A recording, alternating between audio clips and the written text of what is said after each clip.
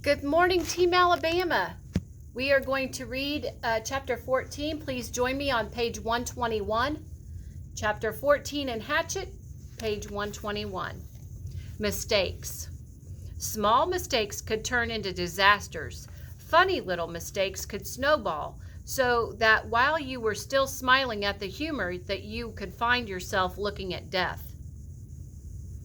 In the city, if he made a mistake, usually there was a way to rectify it or make it right. If he fell on his bike and sprained a leg, he could wait for it to heal, and if he forgot something at the store, he could find other food in the refrigerator.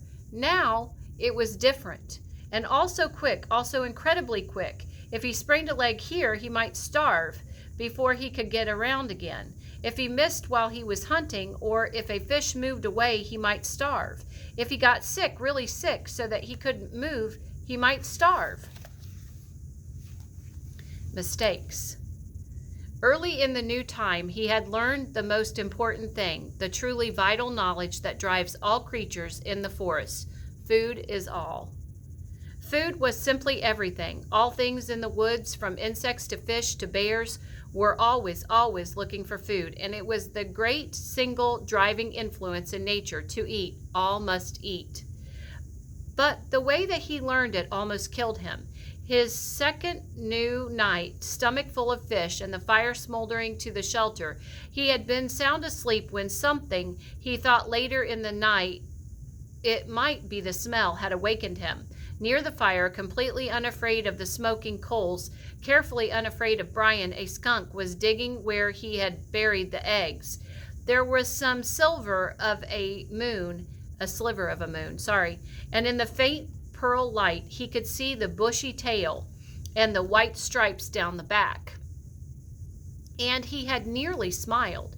He did not know how the skunk had found the eggs. Some smell, perhaps some tiny fragment of shell, had left a smell, but it looked almost cute, its little head down and its little tail up as it dug, kicking the sand back. But those were his eggs, not the skunk's, and the half smile had been quickly replaced with fear that he would lose his food, and he had grabbed a handful of sand and thrown it at the skunk. "Get out of here!" He was going to say more and some silly human words, but in less than half a second the skunk had snapped its rear end up and curved the tail over and sprayed Brian with a direct shot aimed at the head from less than 4 feet away. In the tiny confines of the shelter, the effect was devastating. The thick, sulphurous, rotten odor filled the small room, heavy, ugly, and stinking. The corrosive spray that hit his face seared his lungs and eyes, blinding him. He screamed and threw himself sideways, taking the entire wall off the shelter, and screamed and clawed out of the shelter and ran to the shore of the lake. Stumbling and tripping, he scrambled into the water and slammed his head back and forth, trying to wash his eyes and slashing at the water to clear his eyes. 100 funny cartoons he had seen about skunks, cute cartoons about the smell of skunks, cartoons to laugh at and joke about. But when the spray hit, there was nothing funny about it. He was completely blind for almost 2 hours, a lifetime. He thought that he might be permanently blind or at least impaired, and that would have been the end. As it was, the pain in his eyes lasted for days, bothered him after that for 2 weeks, and the smell in the shelter, in his clothes and in his hair was still there now, almost a month and a half later. And he had nearly smiled. Mistakes. Food had to be protected. While he was in the lake trying to clear his eyes, the skunk went ahead and dug up the rest of the turtle eggs and ate every one. Licked all the shells clean and couldn't have cared less that Brian was thrashing around in the water like a dying carp. The skunk had found food and was taking it, and Brian was paying for a lesson. Protect food and have a good shelter. Not just a shelter to keep the wind and rain out, but a shelter to protect, a shelter to make him safe. The day after the skunk, he set about making a good place to live. The basic idea had been good. The place for the shelter was right, but he just hadn't gone far enough. He'd been lazy. But now he knew the second most important thing about nature, what drives nature. Food was first. But the work for the food went on and on. Nothing in nature was lazy. He had tried to take a shortcut and paid for it with his turtle eggs, which he had come to like more than chicken eggs from the store. They had been fuller somehow, had more depth to them. He set about improving his shelter by tearing it down. From dead pines up the hill, he brought down heavier logs and fastened several of them across the opening, wedging them at the top and burying the bottoms in the sand. Then he wove long branches in through them to make a truly tight wall. And, still not satisfied, he took even thinner branches and wove those into the first weave. When he was at last finished, he could not find a place to put his fist through. It all held together like a very stiff woven basket. He judged the door opening to be the weakest spot, and here he took special time to weave a door of willows in so tight a mesh that no matter how the skunk tried, or porcupine, he thought, looking at the marks in his leg, it could not possibly get through. He had no hinges, but had arranged some cut-off limbs at the top in the right way that he had a method to hook the door in place. And when he was in and the door was hung, he felt relatively safe. A bear, something big, could still get in by tearing at it, but nothing small could bother him, and the weave at the structure still allowed the smoke to filter up through the top and out. All in all, it took him 3 days to make the shelter, stopping to shoot fish and eat as he went, bathing 4 times a day to try and get the smell from the skunk to leave. When his house was done, finally done right, he turned to a constant problem, food. It was all right to hunt and eat, or fish and eat, but what happened if he had to go a long time without food? What happened when the berries were gone and he got sick or hurt, or, thinking of the skunk, laid up temporarily? He needed a way to store food, a place to store it, and he needed food to store, mistakes. He tried to learn from the mistakes. He couldn't bury food again. He couldn't leave it in the shelter because something like a bear could get at it right away. It had to be high, somehow high and safe. Above the door to the shelter, up the rock face, about 10 feet, was a small ledge that could make a natural storage place unreachable to animals, except that it was unreachable to him as well.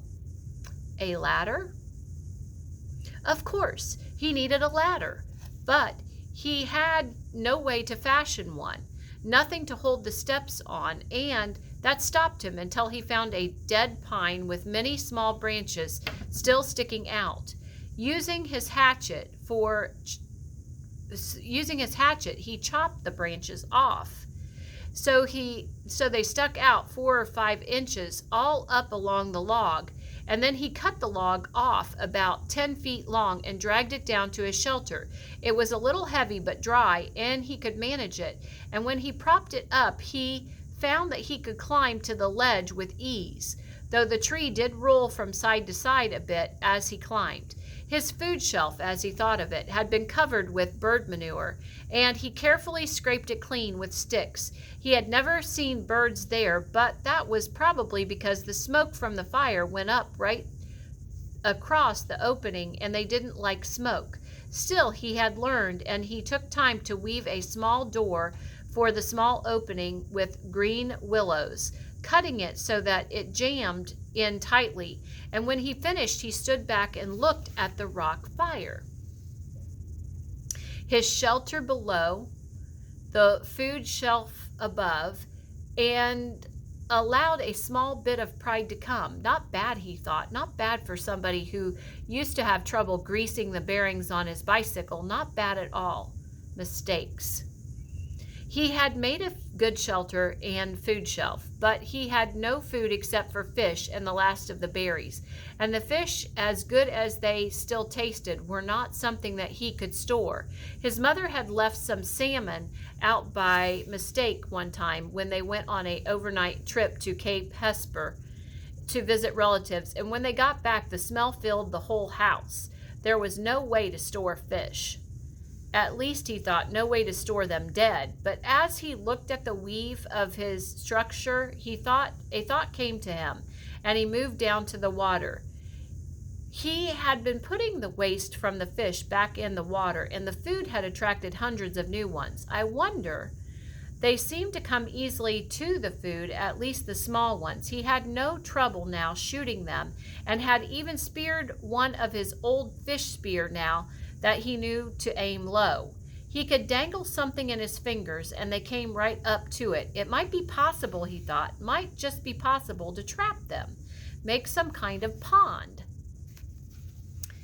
To his right, at the base of the rock bluff, there were piles of smaller rock, and that had fallen from the main chunk, splinters and hunks from double fist size to some as large as his head. He spent an afternoon carrying rocks to the beach and making what amounted to a large pen for holding live fish, 2 rock arms that stuck out 15 feet into the lake and curved together at the end. Where the arms came together, he left an opening about 2 feet across, and then he sat on the shore and waited.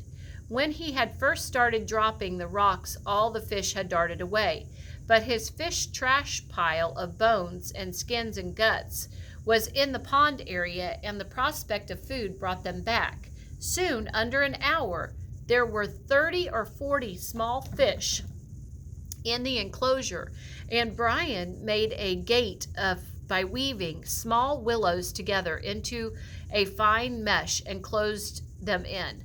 "Fresh fish," he had yelled. "I have fresh fish for sale." Storing live fish to eat later had been a major breakthrough, he thought. It wasn't just keeping from starving, it was trying to save ahead and thinking ahead. Of course, he didn't know then how sick he would get of fish. Okay, guys, that's the end of chapter 14. Please go ahead and add a few